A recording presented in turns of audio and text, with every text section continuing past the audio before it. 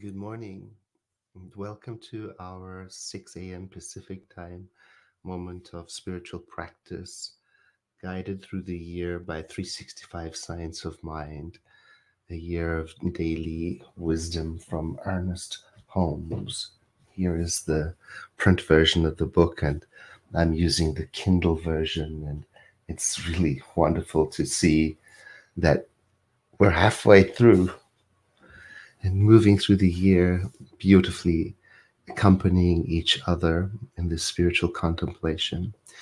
And I love hearing from you. And I've heard from so many people who are joining from different time zones. So, though I'm saying good morning, for some people it's afternoon already.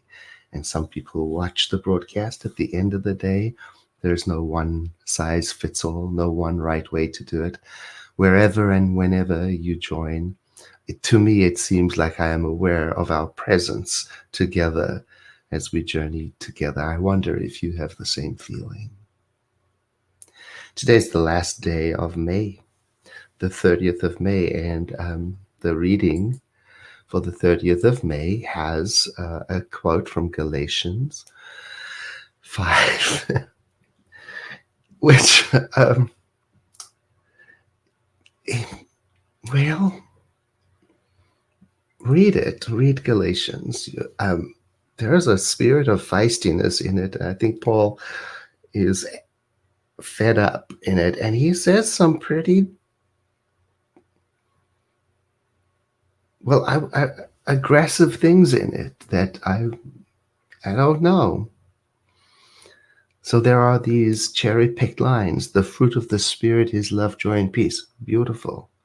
But the rest of it would need to be unpacked.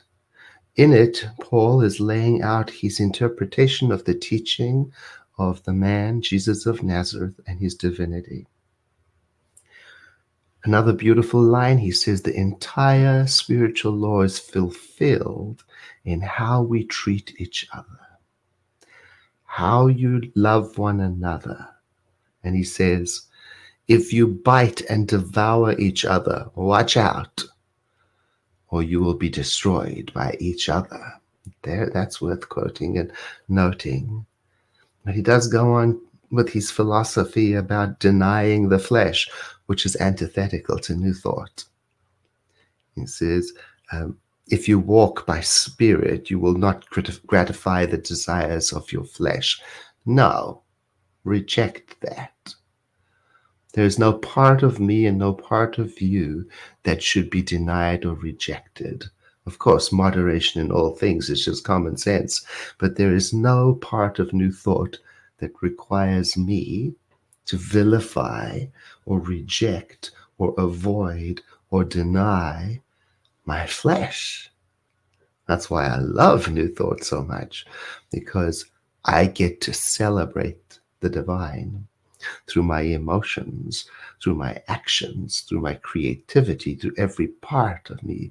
I get to love the hair on my head or the thinning hair on my head, every part of me.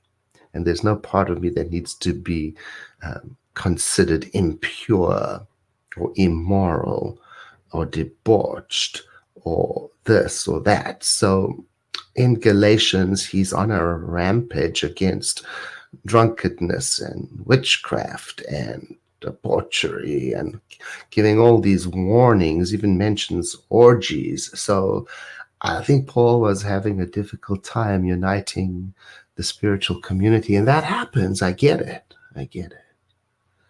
But for us today, I invite you to join as spiritual community around the idea that there is something intrinsically right about you and about me, and that our contemplation is to awaken to that rightness so that it guides us through the correct use of our self-expression, through respect and love and enjoyment of the body and the mind and the emotions.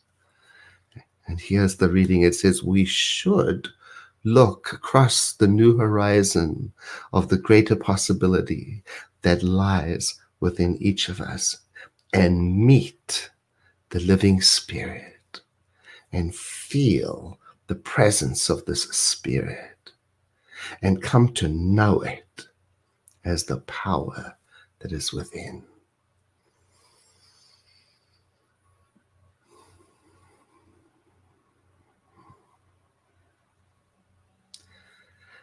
And from out of this great Spirit, which is the mind that creates all, from out of that comes the guidance that makes everything clear and straightforward, that leads to joyfulness and engagement, to wholeness and possibility.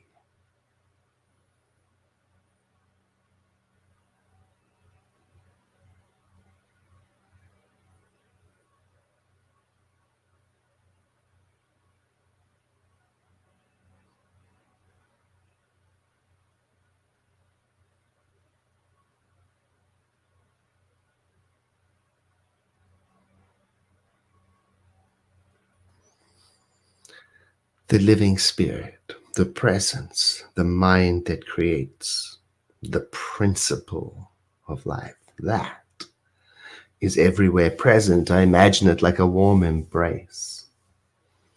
It, as ultimate wisdom, is in me as my ability to choose. And its chorus of joy is in me as my own ability to enjoy and to share that joy.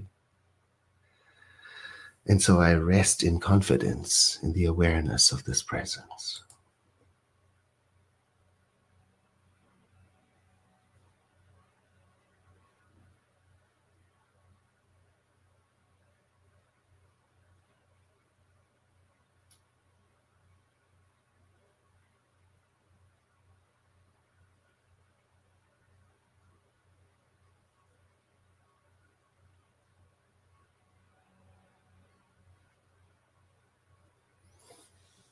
Today, I rest in the house of love, meaning the presence, the awareness of the presence.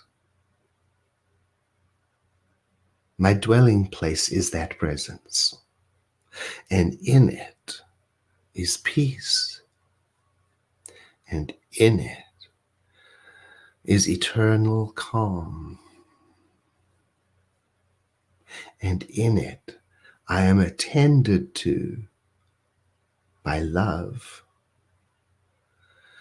and in it myself finds its home, and in it joy awaits me. I am always in the secret place of the Most High.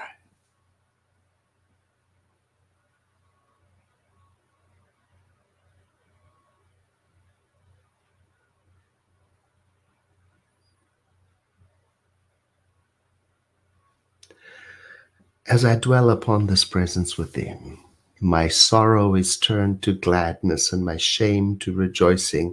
My tears are wiped away and the sunlight of the Spirit shines through the clouds and lights the way to the experience of heaven within.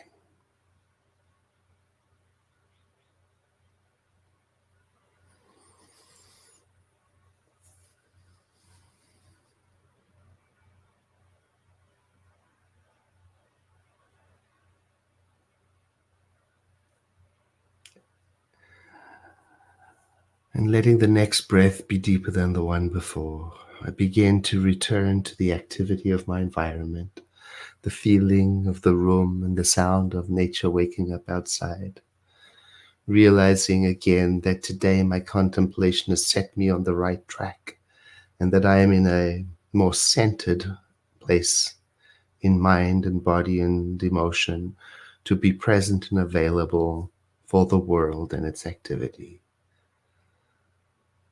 And today I take a moment to remember all those who have contributed to my freedom and my sense of safety and well-being. And I give thanks for them.